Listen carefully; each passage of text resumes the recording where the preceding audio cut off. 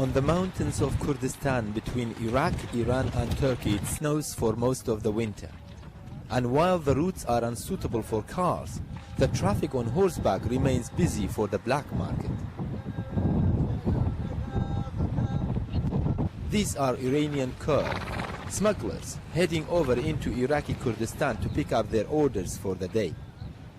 This is the alcohol smuggling camp on the border between the Kurdistan region of Iraq and Iran. Smuggling is a tradition here. They did it for centuries. This is the way they survive.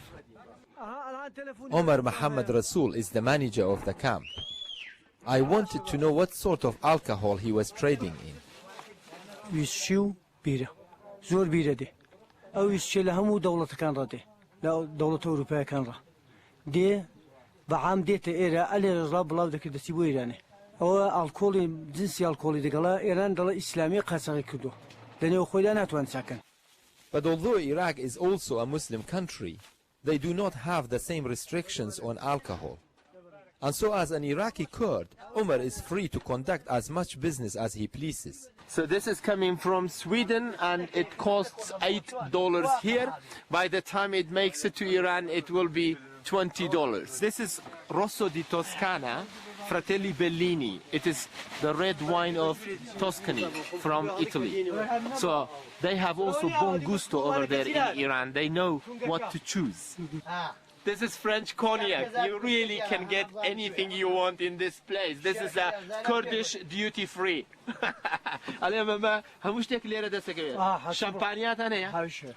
I'm just asking for champagne. He says, yes, we have champagne as well.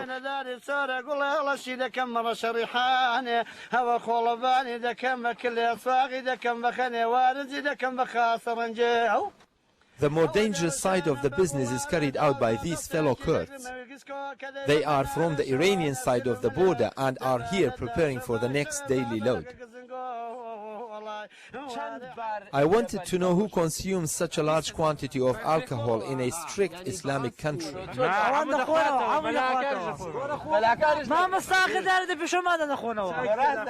Perhaps a sense of humor is the best way to keep their spirits up, because the official line is somewhat different.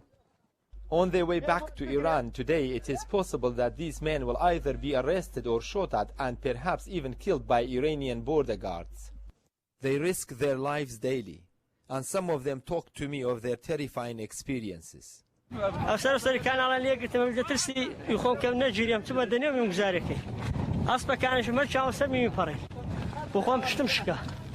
العام 30 بدني ده جو باشا هشتان هر اميشاكي انا والله مجبور متكار كاس بي شمني وكاي كمبيناك بخاطر بشتن سو 30 معلوم نالت هي والله هلا شنو ما جنتي اي من دام تو من دام.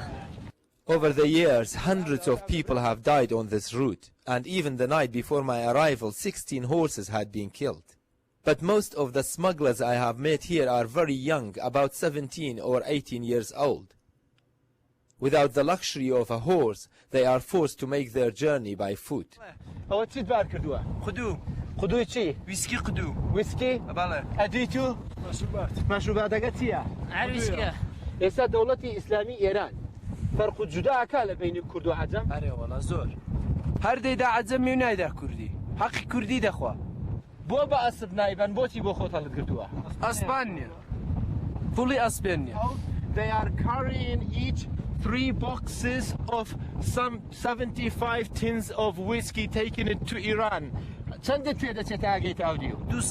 He will be walking like this through the mountains in the snow for 2 hours to make $10. That is almost the price of 2 beers in Tehran. Not much for risking your life. As they began their journey, I wondered if anything could deter these men from such a dangerous living. The Kurds in Iran may be jealous of the freedom those in Iraq have since the US intervention. So how do they feel about the current US threat to Iran and the prospect of another possible war?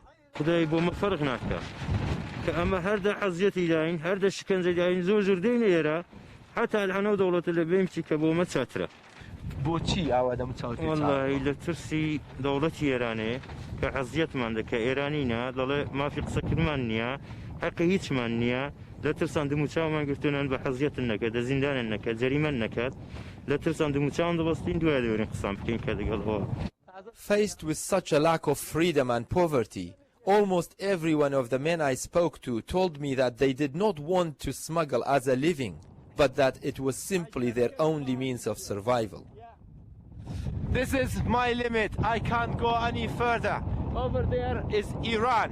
The guys are going back with some 240,000 bottles of whiskey, wine, vodka, and all sorts of different alcohols, taking it back to the Islamic Republic of Iran. The smuggling of alcohol here is clearly a lucrative industry. More than $2.5 million is traded every day, although the men risking their lives are not the ones benefiting. But while regimes come and go, and diplomatic alliances change, the Kurds in these mountains carry on trading across the borders they refuse to recognize, dividing what to them is all Kurdistan.